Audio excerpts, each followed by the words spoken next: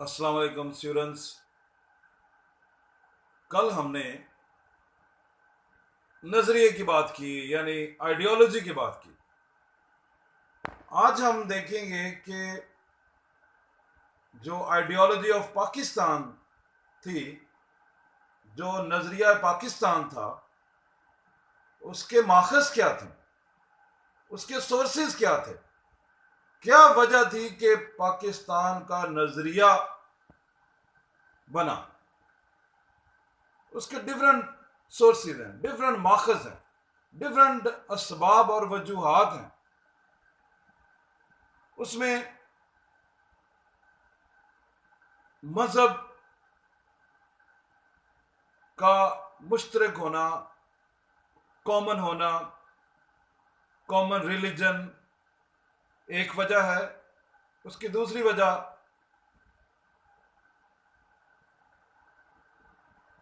Political commonality ہے، یعنی common political interest. پھر اس کے بعد اس کی وجہ تعلیمی، مشترکہ تعلیمی مقاصد، یعنی کہ کامن ایجوکیشنل آبجیکٹیوز. اور اس کی وجہ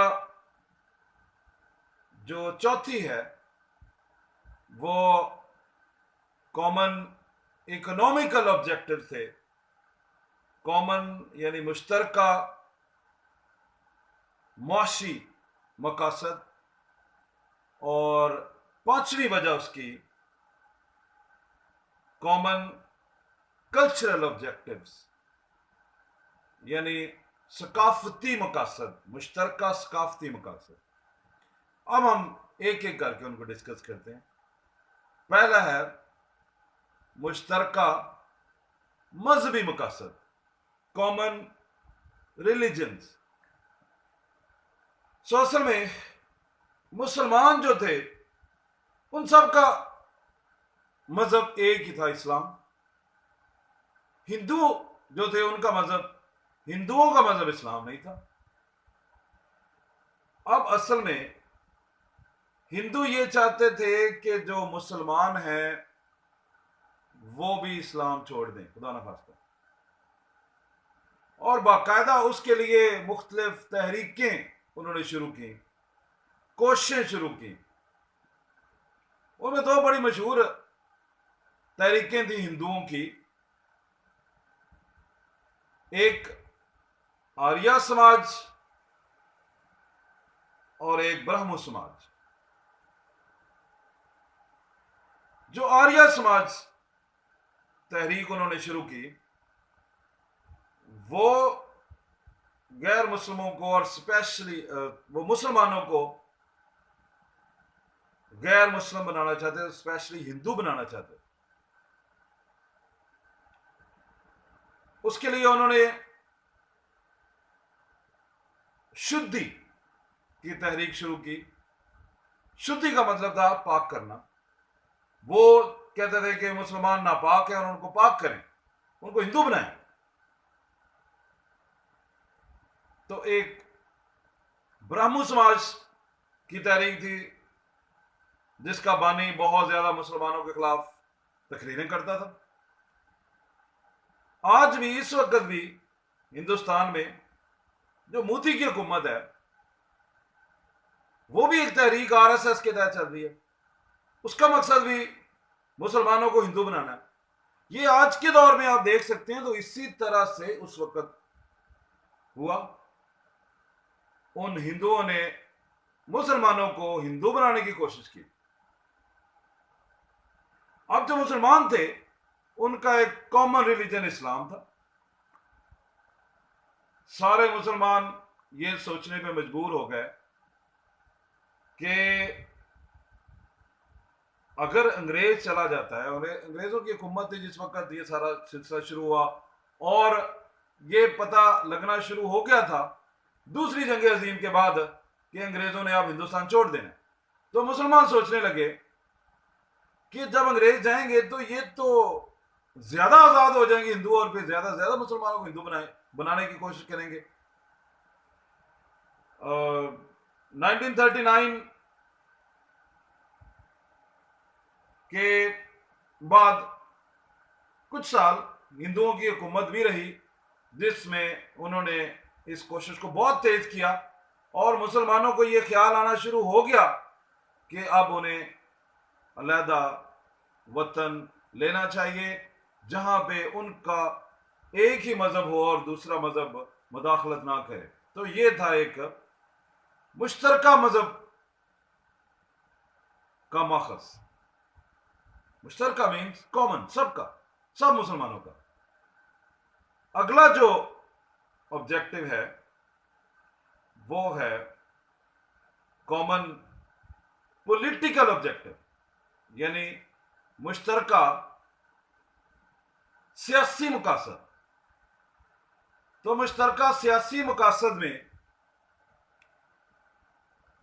ایسا تھا کہ انگریزوں کے آنے سے پہلے، ہندوستان میں انگریزوں کے آنے سے پہلے بادشاہت تھی۔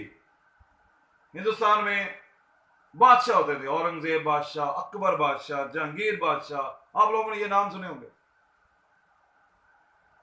شہاب الدین غوری، محمود غزنوی، اس طرح کے بہت سارے بادشاہ آتے تھے۔ لیکن انگریزوں کے آنے کے بعد جمہوریت کا دور شروع ہوا، جس میں عوام ووٹ ڈالتی تھی اور کوئی بندہ سربراہ بنتا تھا ملک کا، تو بادشاہت کا دور ختم ہو گیا۔ اب ووٹ زیادہ جس کے ہوتے ہیں وہ سربراہ بنتا ہے۔ مسلمان جو تھے وہ چونکہ ہندوستان میں کم تھے، اس لیے سیاسی طور پہ انہوں نے سوچا کہ ہم تو کبھی بھی سربراہ نہیں بنا سکتے اپنا، کیونکہ ہمارے ووٹ کم ہیں، ہم اقلیت میں ہیں۔ تو یہ جو مشترکہ سیاسی مقاصد تھے ان کے، کامن پولیٹیکل آبجیکٹیوز، انہوں نے بھی مسلمانوں کو مجبور کیا۔ یہ بھی ایک ماخذ بنا جس سے مسلمانوں نے سوچا کہ ہمیں علیحدہ وطن لینا چاہیے، تاکہ ہم اکثریت جہاں علیحدہ ہوں گے وہاں ہم اکثریت میں ہوں گے، ہم اپنا سربراہ بنا سکیں۔ اس کے بعد نیکسٹ کامن ایجوکیشنل آبجیکٹیوز، مشترکہ تعلیمی مقاصد۔ اب اصل میں جو مسلمانوں کے کچھ علماء اکرام سمجھتے تھے کہ جو انگلش لینگویج ہے وہ انگریزوں کی زبان ہے، اور یہ شاید مسلمانوں کو اسلام سے دور کرتی ہے، یہ ان کا خیال تھا۔ ہمارے جو کچھ علماء اکرام تھے تو ان کا خیال تھا کہ ہمیں اپنی زبان کو ترویج دینی چاہیے اور ایجوکیشن اور تعلیم بھی اس زبان میں ہونی چاہیے۔ لیکن چونکہ وہاں انگریزوں کا اس وقت دور تھا اور ہندو زیادہ سے زیادہ انگریزی سیکھ رہے تھے، مسلمان علماء کرام اس کے خلاف تھے، تو ان کا خیال تھا کہ ہم لوگ ایک علیحدہ وطن حاصل کریں گے جہاں پہ ہم لوگ اردو میں تعلیم دیں گے۔ تو یہ بھی ایک مشترکہ تعلیمی مقصد تھا، یعنی کہ ایک سب کا، مسلمانوں کا مشترکہ اور اکٹھا اور کامن ایجوکیشنل آبجیکٹو تھا، جو ایک وجہ بنا، جو ایک ماخذ تھا باقیوں کی طرح۔ اگلا جو نیکسٹ چوتھا ماخذ جو تھا، جو آبجیکٹ جو سورس تھا، وہ تھا common economic objective. Economic means پیسے کے لحاظ سے، آمدن کے لحاظ سے، آمدن آتی ہے نوکری کرنے سے، تجارت کرنے سے، کاروبار کرنے سے۔ ویسے مزے کی بات ہے کہ اس وقت بھی اگر آپ ٹی وی دیکھیں تو آپ کو پتہ چلائے گا کہ مودی کی جو گورنمنٹ ہے وہ ہندوؤں کو مسلمانوں کے ساتھ تجارت کرنے سے روک رہی ہے، اور یہ گورنمنٹ کہہ رہی ہے کہ مسلمان جو دکاندار ہیں ان سے سودا نہ لو، ان سے سامان نہ لو۔ تو یہ جو 2020 ہے، 2020، اس میں ہمارے سامنے اس وقت انڈیا میں یہ چیز ہو رہی ہے، اور یہی چیز اس وقت مسلمانوں کے ساتھ ہو رہی تھی۔ اس لیے مسلمان پیسے کے اعتبار سے پیچھے رہنا شروع ہو گئے، ان کو تجارت میں خسارہ شروع ہو گیا، کاروبار میں بھی خسارہ شروع ہو گیا۔ اور ایک اور چیز جو ہندوؤں نے انگریزوں کے ذہن میں ڈالی تھی وہ یہ تھی کہ جب جنگ آزادی ہوئی تھی جس میں انگریزوں کے خلاف لڑائی ہوئی تھی، اس میں ہندوؤں نے انگریزوں کے ذہن میں ڈالا کہ یہ لڑائی صرف مسلمانوں نے کی تھی، حالانکہ ویسے اس لڑائی میں ہندو بھی شامل تھے انگریزوں کے خلاف، لیکن انہوں نے انگریزوں کو یہ تاثر، یہ فیلنگ دینا شروع کر دی کہ مسلمان بھی ان کے خلاف، مسلمان ہی صرف لڑتے رہے انگریزوں کے خلاف، تو انگریز اور بھی مسلمانوں کے خلاف ہو گئے اس بات کی وجہ سے، اور مزید مسلمانوں کا کاروبار اور تجارت جو ہے نا وہ خسارے میں جانا شروع ہو گیا اور ان کو نقصان ہونا شروع ہو گیا۔ تو جب پھر مسلمانوں نے سوچا کہ ہمیں اپنی معیشت کو بچانے کے لیے اکٹھے ہونا چاہیے، تو یہ جو کامن اکنامک آبجیکٹو تھے، یعنی کہ مشترکہ معاشی مقاصد، وہ بھی ایک سورس بنے، یعنی وہ بھی ایک ماخذ تھے، ایک طرح کا ماخذ وہ بھی تھا۔ ایک اور ماخذ، ایک اور سورس جو کہ نظریہ پاکستان کی وجہ بنا، سبب بنا، وہ تھا مشترکہ ثقافتی مقصد، یعنی مسلمانوں کے مشترکہ ثقافتی مقاصد۔ وہ یہ تھے کہ جب مسلمان اردو لکھتے تھے، اب بھی اردو جب لکھی جاتی ہے تو ہم دیکھتے ہیں کہ اردو عربک لینگویج کی طرح کی ہے۔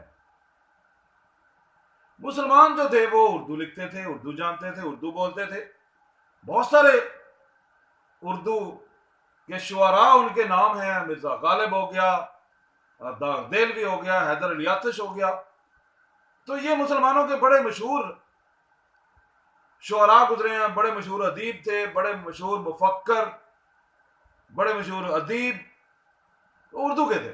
مسلمانوں کو اردو اچھی آتی تھی، عطا اللہ شاہ بخاری کا نام ہے اردو میں بہت زبردست اس دور کے۔ تو ہندوؤں نے مسلمانوں کو مجبور کرنا شروع کر دیا کہ مسلمان ہندی سیکھیں۔ اب ہندی زبان مسلمانوں کو نہیں آتی تھی، ہندی زبان کا جو رسم الخط ہے وہ عربی کی طرح کا نہیں ہے، وہ دیوناگری رسم الخط ہے جو کہ مسلمانوں کو نہیں پتا تھا، نہ ان کو صحیح طرح سے وہ لکھنی آتی تھی، نہ سمجھ آتی تھی۔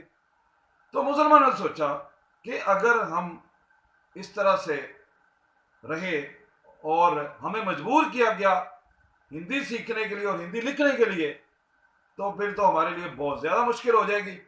تو یہ ثقافت جو مسلمانوں کی ہے، وہ اس میں اردو زبان کا بھی ایک بہت بڑا رول ہے، تو اس ثقافت کو مسلمان نہیں چھوڑنا چاہتے تھے، سب اکٹھے ہو گئے، مشترکہ انہوں نے مقصد بنا لیا، ایک نظریہ بنا لیا کہ ہم نے اس ثقافت کو بچانا ہے، یعنی اردو زبان کو بچانا ہے، تو یہ ان کا مشترکہ ثقافتی مقصد تھا۔